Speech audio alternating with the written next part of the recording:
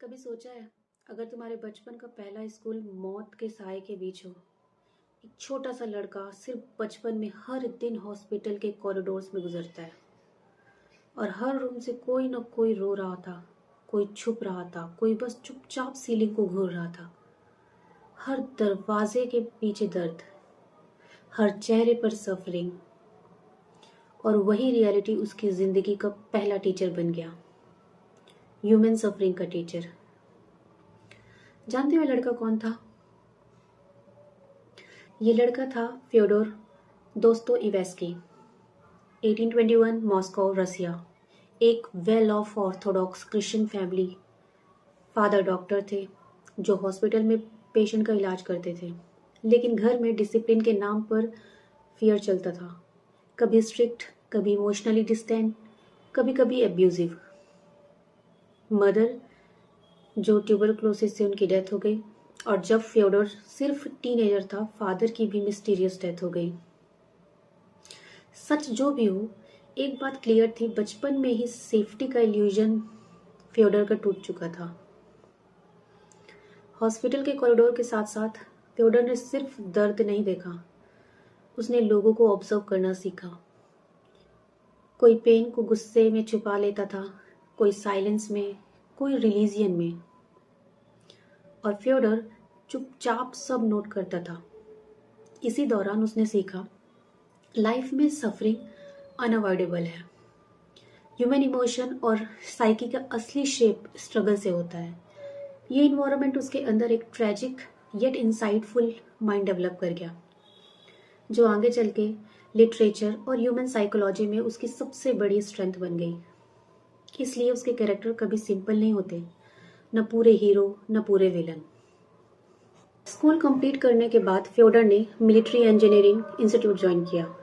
बाहर से देखो तो secure life, respectable career, fix salary, पर अंदर उसके दिमाग कहीं और ही रहता था। क्लास के बीच जब बाकी स्टूडेंट इक्वेशन सॉल्व करते थे, फ्योडोर लोगों के चेहरे पढ़ रहा था। कौन इनसिक्योर है, कौन प्रिटेंड कर रहा है, कौन अपने ही थॉट से लड़ रहा है। वो शुरू हुआ ट्रांसलेटिंग फॉरेन लिटरेचर से। रात को लिखना, दिन में रिग्रेट। फिर एक दिन इंजीनियरिंग जॉब से रिजाइन कर दी। लोग बोले, पागल हो गए हो क्या? 1846 में उनकी एक बुक पब्लिश हुई जिसका नाम था पुअर फोक। इससे उनको इमीडिएट सक्सेस मिली। फ्योडोर सडनली इम्पोर्टेंट हो गया, पर सक्सेस के साथ पीस नहीं आई। अगली बुक फेल हो गई। पैसे की टेंशन बढ़ी, लोन्स बढ़ने लगे, और यहीं से शुरू हुआ उसकी गैम्बलिंग एडिक्शन।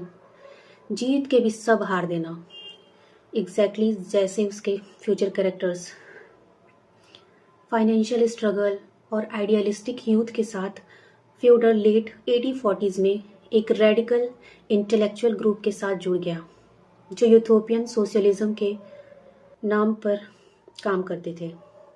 उनका मानना था, अगर सिस्टम परफेक्ट हो जाए तो ह्यूमन सफरिंग खत्म हो जाएगी। पर फ्योडोर के अंदर का ऑब्जर्वर अंदर ही अंदर जानता था, इंसान कभी परफेक्ट नहीं होता। 1849 में गवर्नमेंट ने उन्हें अरेस्ट कर लिया। डेथ बाय फायरिंग स्क्वाड का सेंटेंस। सोचो, एक दिन तुम्हारी जिंदगी मिनट्स में काउंट हो रही हो और तुम खड़े हो गन के बैरल के सामने। आंखों पे पट्टी, स्नो गिर रही थी, लास्ट थॉट्स, और लास्ट मोमेंट में पार्डनिंग मैसेज आता है। एग्जीक्यूशन फेक थी, बट ट्रॉमा रियल। ये सिर्फ पनिशमेंट नहीं थी, ये माइंड ब्रेकिंग एक्सपीरियंस था। और उसके बाद 4 साल साइबेरिया। साइबेरिया कोई नॉर्मल जेल नहीं थी। कोल्ड इतनी की सांसें लेने में दर्द होता था। क्रिमिनल्स, मर्डरर्स, थीव्स, आउटकास्ट, पर वही फ्योडोर ने सबसे ज्यादा सच देखा। किलर्स जो माँ को याद करके रोते थे, क्रिमिनल्स जो बाइबल से होप ढूंढते थे। साइबेरिया के बाद फ्योडोर वापस आया, पहले जैसा कुछ भी नहीं रहा। अब उनका focus inner life, spiritual, psychological exploration पे ज्यादा रहने लगा। इसी फेज में उन्होंने एक बुक लिखा जिसका नाम था नोट्स फ्रॉम अंडरग्राउंड, जहां उसने मॉडर्न रैशनलिज्म, इगोइज्म और परफेक्ट सोसाइटी के आइडियाज को चैलेंज किया। Man only likes to count his troubles, he doesn't calculate his happiness. ये उनकी कुछ बेहतरीन लाइनों में से एक है। 1866 क्राइम एंड पनिशमेंट पब्लिश हुई। रस्कोल्निकोव जो एक क्राइम करता है सिर्फ इसलिए क्योंकि उसे लगता है वो स्पेशल है।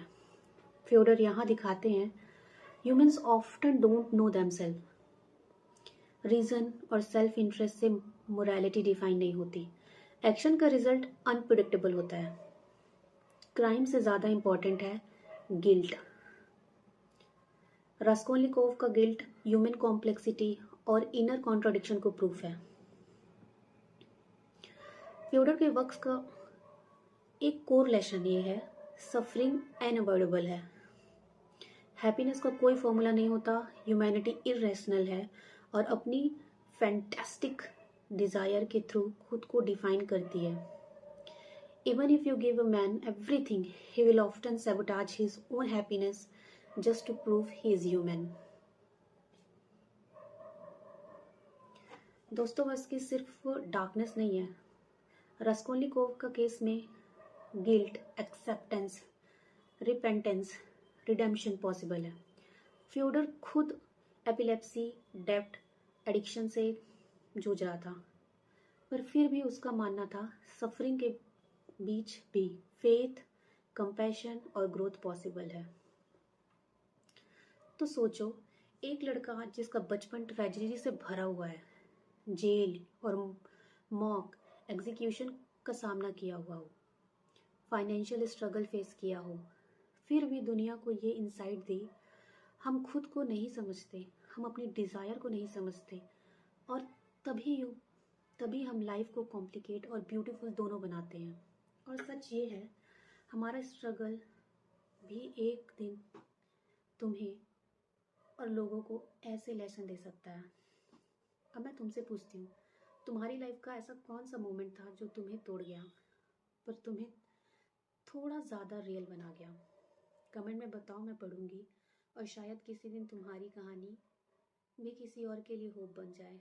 दोस्तों, वैसे का असली लेसन यही था, हम सब कंफ्यूज्ड हैं, हम सब इम्परफेक्ट हैं और हर स्ट्रगल हमारी लाइफ को रियल और वैल्यूएबल बनाती है।